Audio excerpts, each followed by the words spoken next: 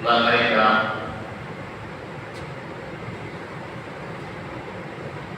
এবং বিশিষ্ট ব্যক্তিবর্গ অত্র অঞ্চলে আমার মহম্মদের বাবারা যারা যুবক বন্ধুরা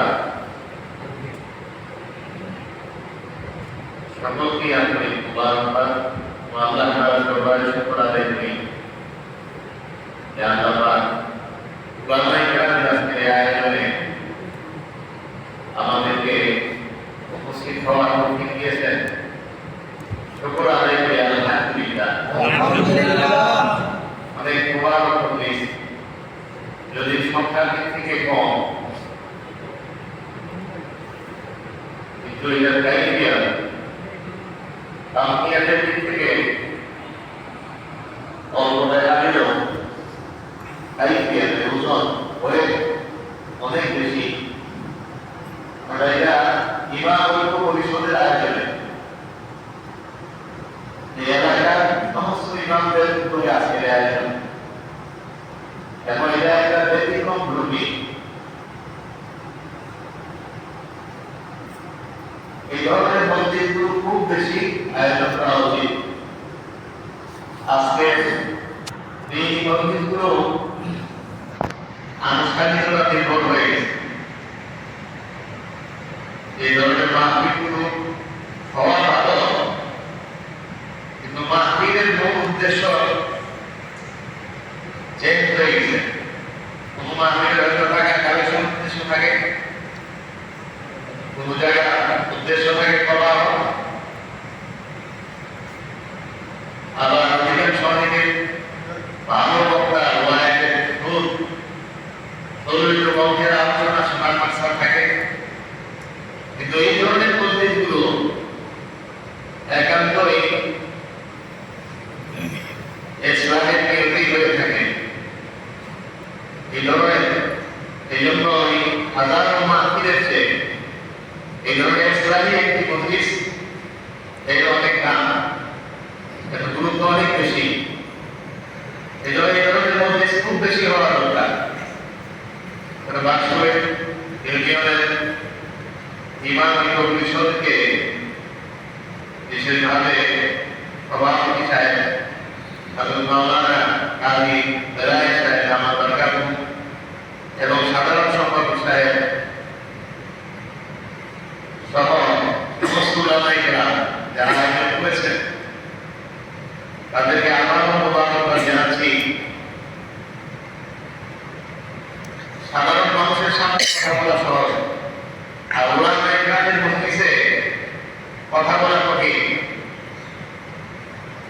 যেহেতু এখানে সাধারণ আছে, তাদের উলামায়ে কেরামের সম্পর্কে কিছু কথা বলা এলাকা রাখিয়ে পরে যেহেতু হুকুম করা হয়েছে উলামাদের সামনে কিছু ইসলামী কথাবার্তা।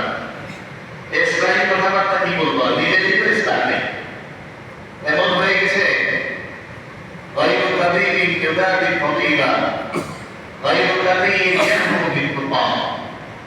যে ডাক্তার না সে চিকিৎসা করলে যে অবস্থা, যার তাকওয়া নাই সে তাকওয়ার কথা বললে একই অবস্থা। এরকমই তো হইতেছে।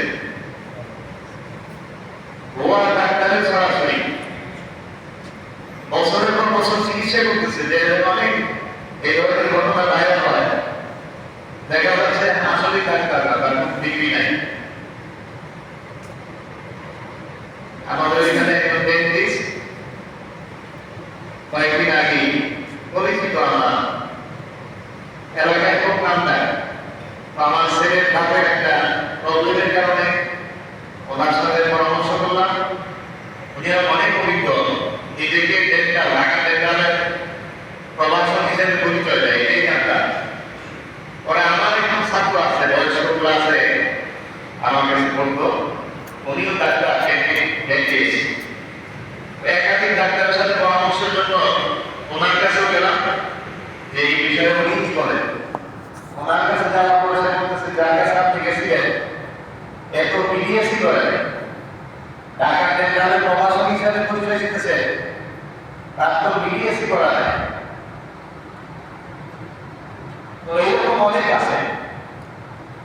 ডাক্তার না হয়ে চিকিৎসা করতে যে অবস্থা, আর তাকওয়া নাই, যার নিজের ইসলাম নাই, সে ইসলামের ওয়াজ করবে কি?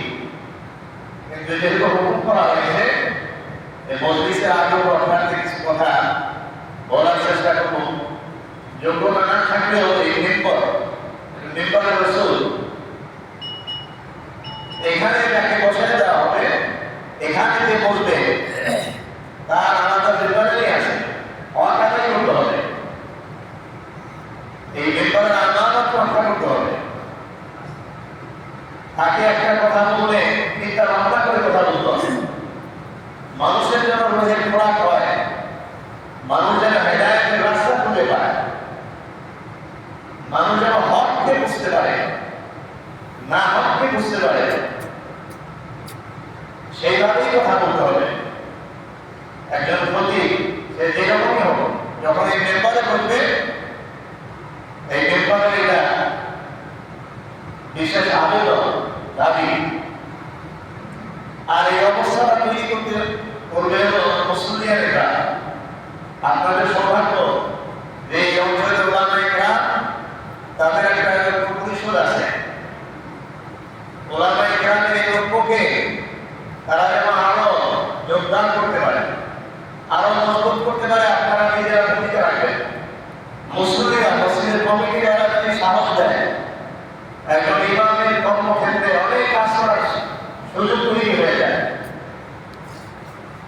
আল্লাহ তাআলা ইমামদেরকে আপনাদের হেদায়েতের রাস্তা নৌকার মাঝি বানিয়েছেন, আপনাদের জান্নাতের পথ তৈরি করার জিম্মাদারি দিয়েছেন। এই জন্য সবসময় তাদেরকে আপনার মাথায় রাখবেন। আলেমদের মধ্যে আজমত মহব্বত,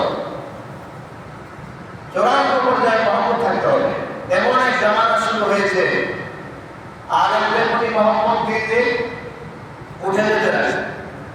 গত কয়েকদিন আগে আপনার দেশে একটি দলের নাম বলবো না আমি, একটা দলে 3 জন মহিলা তারা আলেমদের দিকে বিবৃতি দিয়েছে। এই দেশে হক্কানি আলেমের সবচেয়ে বড় প্ল্যাটফর্ম, তাদেরকে নিয়ে এমন মন্তব্য করেছে যে শব্দটা মুখে বলতে লজ্জাবোধ করে। এমন একটা শব্দ সামগ্রিকভাবে সমস্ত আলেমদের ক্ষেত্রে এই শব্দ ইউজ করছে। মাত্র কুফরের বর্ণনা দেওয়া, এটা কুফরিয়া।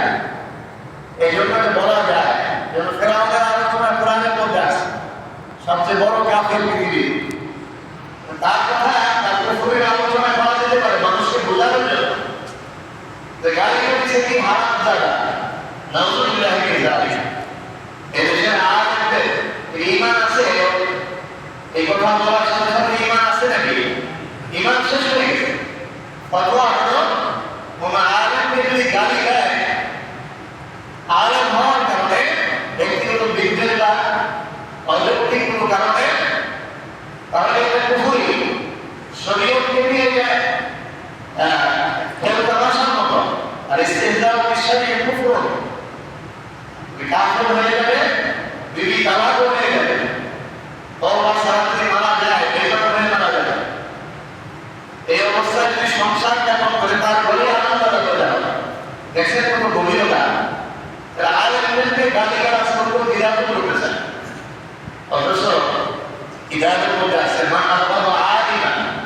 একজন আলেমের প্রতি যদি বিদ্বেষ পোষণ করে, আলেমকে যদি আলেম হওয়ার কারণে শুধু অপছন্দ করে, তার সাথে বিদ্বেষ রাখে, গালিগালাজ করে, বিদায়ী সাবাব জাহিরি, যৌক্তিক কারণ ছাড়াই, উল্লেখযোগ্য কোনো কারণ ছাড়াই, ঠিক আলেহি কুফর, তার কুফরের